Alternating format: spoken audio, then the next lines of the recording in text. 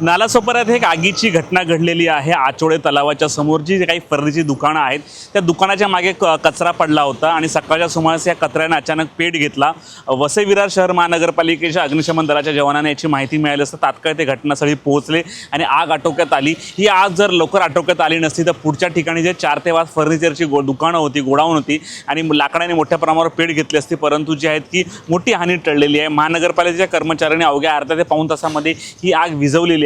त्यामुळे वसई विरार परिसरात आगीच्या घटना दिवसेंदिवस वाढत आहेत, कारण तापमानाचा पारा वाढतोय, पुढे शॉक सर्किटमुळे आग लागतात, पुढे जे रणरणत्या उन्हामुळे आग लागतात। त्यामुळे ह्या अशा ठिकाणी थोडे कचरा असेल तर तुम्ही ताबडतोब उचलून घ्या, कारण कचऱ्याने आग लागल्यानंतर आसपासचा ही परिसरात आग ही पसरत असते। नेमके आगीवर अधिकाऱ्यांनी काय माहिती दिली आपण ऐकूया। साधारणतः 10:30 ते 10:35च्या दरम्यान आम्हाला कॉल आलेला आहे की अशा प्रकारे फर्निचर दुकानाला आग लागलेली आहे। परंतु हे जी रस्त्यावर जी फर्निचरची तुम्ही दुकानं बघताय, ही जी ओपन शेड याच्यामध्ये टाकलेली आहेत बांबू आणि पत्रावळ्यांच्या याच्यामध्ये, त्या फर्निचरचे मला वाटते साधारण 2 ते 3 दुकानं आहेत ना। ही 3 दुकानांमध्ये त्यांचा जो वेस्टेज हा सामान आहे, त्यांचे जे जुने फर्निचर वगैरे जे ते लोक घेऊन येतात, त्यांना डागडुजी करून नवीन फर्निचर बनवतात आणि नंतर ते सेल करतात।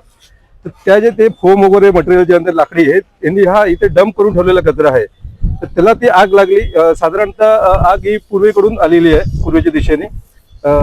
वारा हा पश्चिमेकडून पूर्वेकडे असल्यामुळे हे फर्निचर दुकानं वाचली, नाहीतर पूर्वेकडून वारा पश्चिमेकडे असते ही सर्व दुकानं जळून खाक झाली असती।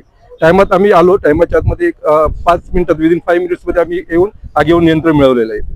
अवेअरनेस सांगायचं, हा जो कचरा आपण जो तिथे बिझनेस पण करतो, बिझनेसचा कचरा तिथेच डंप करून ठेवतात। आजूबाजूचे जे हे बिल्डिंग्स आहेत त्यांचे काही ना काही कचरा आहे, म्हणजे कचरा वगैरे आपण तयार करून ठेवतो आणि तिथे आग लागायचं आपण, म्हणजे एक कंबस्टिंग मटेरियल आपण तयार करून ठेवतो। मग ते कालांतरात उष्णता पण भरपूर आहे, एक त्याला फक्त एक छोटीशी एक हे मिळायची गरज असते की लगेच ते आग लगेच हे करते।